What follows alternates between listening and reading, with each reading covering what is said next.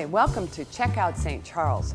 We're going to be talking with Bob Kirkwood about his two restaurants, Lewis & Clark and Trailhead Brewing Company, and we're going to find out what it is to be in the restaurant business. Join us as we talk about these two unique restaurants here in the city of St. Charles. Bob, thank you for joining us on Check Out St. Charles. I think I've told you this story before. When I owned my bed and breakfast for a good 10 years, everybody, it didn't matter if they came from Kansas City, Wisconsin, across the United States, or right here in St. Charles, they'd say, "Where's Lewis & Clark's? How close is it?" And of course, we'd send them down here. And I'd tell them the story about how you found this building when St. Charles was starting its rejuvenation of all of Main Street. And tell that story, because I think that's just great. Well, I was down on Main Street. My mother was in town, and we were down on Main Street, and there was a large sign that was stretched across what is now the balcony that said "Restaurant for Lease." And at the time I was working for some individuals out in the county, and had a very good job and enjoyed it very much. But I guess the entrepreneurship of me kind of got hold of me, and I kind of saw the sign and liked the building. And I'm from the East Coast, which has a lot of this kind of character in Washington, D.C. and Annapolis and those things. So it kind of intrigued me, and I got a hold of the landlord, and he was very receptive to having it, let's be possibly tenants. And so I called up one of my good friends, and he was willing to partner up, and he asked if this other individual could partner up as well, and I said sure. And so the three of us just kind of jumped on it. We all liked it immediately and put it together in a few months and just opened it up. And started history down here. It seemed to be exactly what Main Street needed at the time, and that was an anchor, a destination. And you right away became very popular, and I think a lot of it has to do with the interior. Like you say, now we've seen this in the Midwest, but we're going back how many years? 20 years? 22 years ago. 22 years. So how did you come up with this kind of interior? Well, it's kind of evolved. This is probably the third generation of interior, if not more, of different things we've done.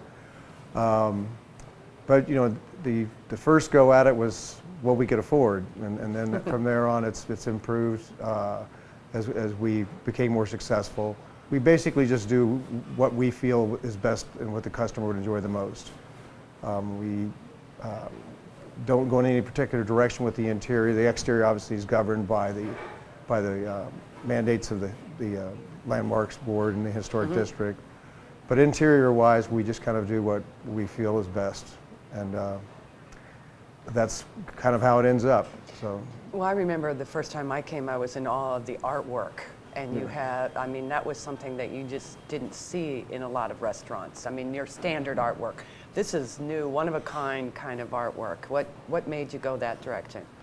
Well, some of the stuff we just, would see. We'd be together on a trip, and we'd see a piece and we liked it. Or for a while, we were in connection with a couple galleries that we told them we were kind of interested in. And we were looking at some Barons and Luongos and different things that you see around here.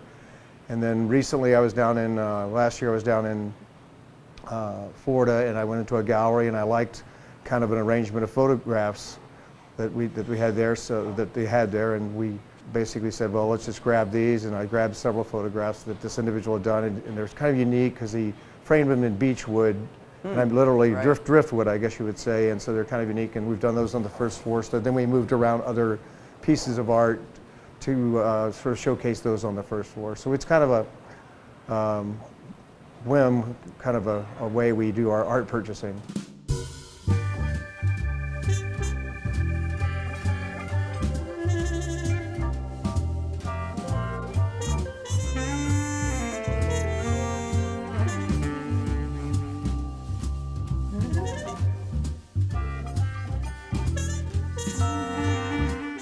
The other art is food, and it is service, and I know that Lewis & Clark and Trailhead, when you opened Trailhead, you took it that next step. But food, there's an art to making good food that is eclectic enough that everybody can like, but then the service too. Tell us about first your service, because I think that's what you're known for.